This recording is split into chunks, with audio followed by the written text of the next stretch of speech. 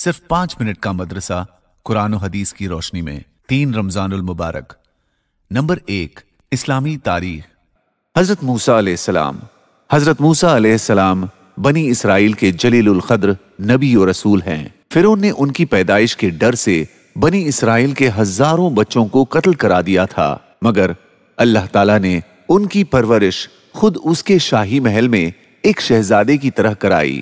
حضرت موسیٰ علیہ السلام جوانی کی عمر میں مصر چھوڑ کر مدین چلے گئے۔ وہاں حضرت شعیب علیہ السلام سے ملاقات ہوئی، جنہوں نے ان کی امانت داری اور اچھے اخلاق و عادات کو دیکھ کر اپنی بیٹی صفورہ کا نکاح کر دیا۔ جب وہ مصر لوٹتے وقت طوٰ کی مقدس وادی میں تھے تو اللہ تعالیٰ نے نبوت اور معجزے عطا فرمائے اور حکم دیا کہ مصر جا کر فرعون کو ایمان کی دعوت دو، اس نے ملک میں ظلم و ستم اور فساد پھیلا رکھا ہے۔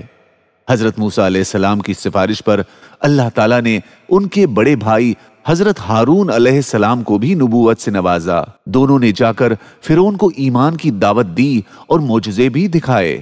اس کے باوجود فرعون نے ان کو جادوگر کہہ کر نبی ماننے سے انکار کر دیا۔ چنانچہ اس نے جادوگروں کو بلا کر موسیٰ علیہ السلام سے مقابلہ کرایا۔ اس مقابلے میں حضرت موسیٰ علیہ السلام کو کامیابی ملی اور تمام جادوگروں نے ایمان قبول کر لیا۔ جب فرعون کا تکبر اور نافرمانی حد سے بڑھ گئی تو اللہ تعالیٰ نے اس کو اور اس کی قوم کو دریا میں غرق کر دیا۔ نمبر 2، اللہ کی قدرت، پانی کا انتظام۔ پانی اللہ تعالیٰ کی بہت بڑی نعمت ہے جس پر سارے جانداروں کی زندگی کا دار و مدار ہے۔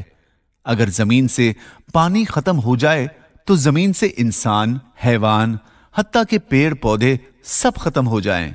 لیکن یہ اللہ تعالیٰ کی بہت بڑی قدرت ہے جس نے سمندروں کی شکل میں پانی کا بہت بڑا ذخیرہ جمع کر رکھا ہے، پھر وہاں سے بادلوں کی شکل میں پانی کو اٹھا کر سوکھی زمین کی طرف برساتا ہے اور پھر اس پانی کو زمین کے اندر ذخیرے کے طور پر جمع کر دیتا ہے، جس سے پیڑ پودوں کو پانی ملتا ہے، جس سے انسان خود پیتا ہے اور اپنی کھیتیاں سیراب کرتا ہے۔ اللہ تعالیٰ نے اپنی اس قدرت کو قرآن میں بیان فرمایا ہے۔ ہم ایک اندازے سے آسمان سے پانی برساتے ہیں، پھر اس کو زمین میں روکے رکھتے ہیں اور اس کو لے جانے اور ختم کر دینے پر بھی ہم قادر ہیں۔ نمبر 3، ایک فرض کے بارے میں، زمین کی پیداوار میں زکوٰۃ۔ رسول اللہ صلی اللہ علیہ وسلم نے فرمایا، جس زمین کی سینچائی بارش، چشمے یا نہر کے پانی سے کی جاتی ہو، اس کی پیداوار میں 10واں حصہ نکالنا فرض ہے، اور جس کی سینچائی کنویں وغیرہ سے، رہٹ یا ٹیوب ویل یا پمپ وغیرہ کے ذریعے کی جاتی ہو تو اس کی پیداوار میں 20واں حصہ نکالنا فرض ہے۔ نمبر 4، ایک سنت کے بارے میں، دودھ پینے کے بعد کلی کرنا۔ رسول اللہ صلی اللہ علیہ وسلم نے دودھ پیا اور کلی فرمائی اور فرمایا کہ اس میں چکنائی ہوتی ہے۔ نمبر 5، ایک اہم عمل کی فضیلت، خزانچی کا باخوشی صدقہ دینا۔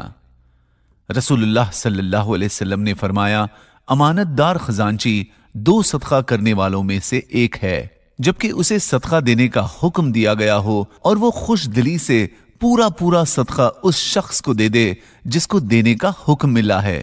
نمبر 6، ایک گناہ کے بارے میں، غیبت کرنے کا عذاب۔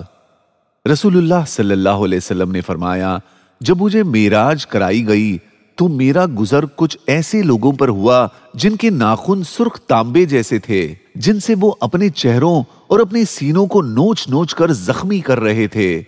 میں نے جبرائیل علیہ السلام سے پوچھا کہ یہ کون لوگ ہیں جو ایسے سخت عذاب میں مبتلا ہیں؟ جبرائیل علیہ السلام نے بتایا کہ یہ وہ لوگ ہیں جو زندگی میں لوگوں کے گوشت کھایا کرتے تھے، یعنی غیبت کیا کرتے تھے اور ان کی عزت سے کھیلتے تھے۔ نمبر 7، دنیا کے بارے میں، دل کا غنی ہونا حقیقی دولت مندی ہے۔ رسول اللہ صلی اللہ علیہ وسلم نے فرمایا، اصل مالداری و دولت مندی یہ نہیں ہے کہ اپنے پاس بہت زیادہ مال و متاع ہو، بلکہ حقیقی مالداری اور دولت مندی جس چیز کا نام ہے وہ نفس یعنی دل کا غنی و مالدار ہونا ہے۔ نمبر 8، آخرت کے بارے میں، होशियार कौन? हजरत अब्दुल्ला बिन उमर रजी अल्लाह ताला अन्हुमा से रिवायत है कि एक शख्स ने रसूलुल्लाह सल्लल्लाहु अलैहि वसल्लम से दरियाफ्त किया कि ए अल्लाह के नबी, बतलाइए कि सबसे ज्यादा होशियार और अक्लमंद कौन है? आप सल्लल्लाहु अलैहि वसल्लम ने इरशाद फरमाया, जो मौत को ज्यादा याद करता है और मौत के लिए ज्यादा से ज्यादा तैयारी करता है। यही वो अक्लमंद लोग हैं जिन्होंने दुनिया की इज्जत भी हासिल की और आखिरत में सुर्खरू हुए। नंबर 9, तिब्बे नबवी से इलाज। 2 चीजों के अलावा हर बीमारी का इलाज। रसूलुल्लाह सल्लल्लाहु अलैहि वसल्लम ने फरमाया, तुम लोग दवा करो, इसलिए कि अल्लाह ताला ने तमाम बीमारियों की शिफा उतारी सिवाय मौत और बुढ़ापे के। नंबर 10, कुरान की नसीहत। फजूल खर्ची और कंजूसी दोनों से बचो।